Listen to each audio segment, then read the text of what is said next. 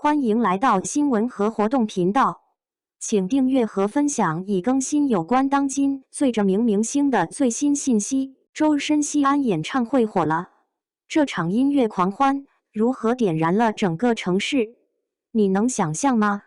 西安的地铁居然为一场演唱会开了专列，景点还搞打折，深夜公交也延长了。这一场周深的演唱会真的是整个城市都在疯狂为之加油。西安这座古老的城市，硬是把一场演唱会搞成了全民大联欢，真的是见过疯狂的粉丝，没见过这么疯狂的城市。周深在西安的这场演唱会，带着浓浓的心意来了。不同于普通的歌手，他这次不仅在舞台上演绎新歌《长安未央》，还给这座古城加了料。秦腔元素的加入，简直让老西安的味道都飘了出来。观众们唱的不只是歌，唱的是这座城市的灵魂。而这种情感共鸣，让每一位在场的人都深深感觉到，这不仅是周深的音乐会，还是一次对这座城市的文化致敬。话说，演唱会的票根本不够卖，1秒钟就被抢光了。不是因为歌好听，而是因为在这个瞬间，周深和西安的每一位市民，每一个观众，像是有了一种共同的心跳。你能想象吗？5万多观众坐在体育场里，全城的热情像潮水一样涌过，气氛一度堪比世界杯决赛。当然，能办成这样的演唱会，西安也是做足了准备。地铁专列和景点折扣，简直是一座城市为了迎接偶像而下的血本。说白了，这场演唱会不光是音乐，它还是西安这座城市文化的加冕典礼，是一次全城总动员的盛会。街头巷尾全是周深的歌，西安的夜市也为演唱会加班，让所有的粉丝都能有个完美的体验。不只是周深的粉丝，连当地的市民都能感受到这份热情。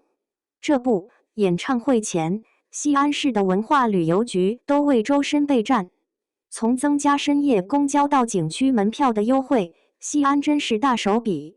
可这不是单纯的商业行为，背后更深的是城市和文化的对接。